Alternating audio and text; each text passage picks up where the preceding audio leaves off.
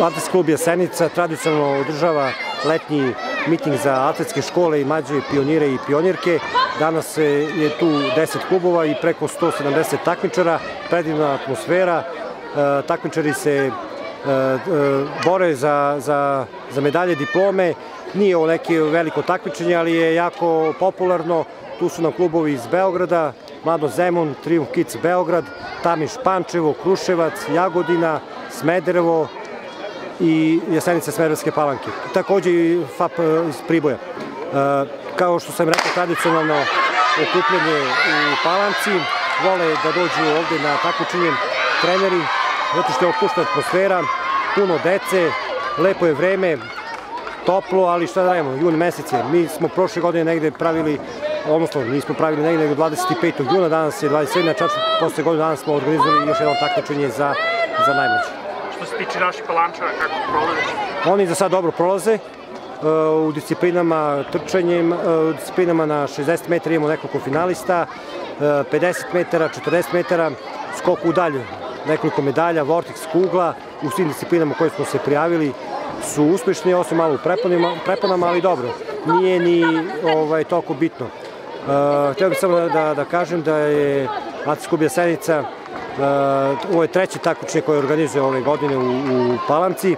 Prvo smo organizovali školsko takmičenje, drugo je bilo Jetel liga i naša deca su jako uspešna. Jako su uspešno ostvarili plasmane na ovim takmičenjima koje smo mi organizovali. Nema pauze, mi već u julu mesecu kreće letnja liga centralne Srbije za ove kategorije, kao što sam rekao, atletske škole, mlađe pionire i starije pionire i pionirke. Već za ovaj vikend nas očekuje državno prvenstvo za pionire, to su stariji pioniri 2008-2007 godište. Sledeće vikenda je juniorsko državno prvenstvo i onda tamo krajem avgusta kreću prvenstva za mlađe pionire, kup za pionire i tako, ali za ove atletske škole bit će 4 do 5 takmičenja još u okviru centralne Srbije. I sve u svemu, vi ste zadovoljni?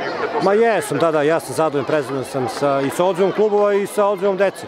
Mislim, takmičenje je bilo do pre 3 nedelje, je bila prolećna liga centralne Srbije, sad neka pauza nekih meseci po dana, mi smo napravili ovo takmičenje između ove dve lige i kažem, jako sam zadovoljan.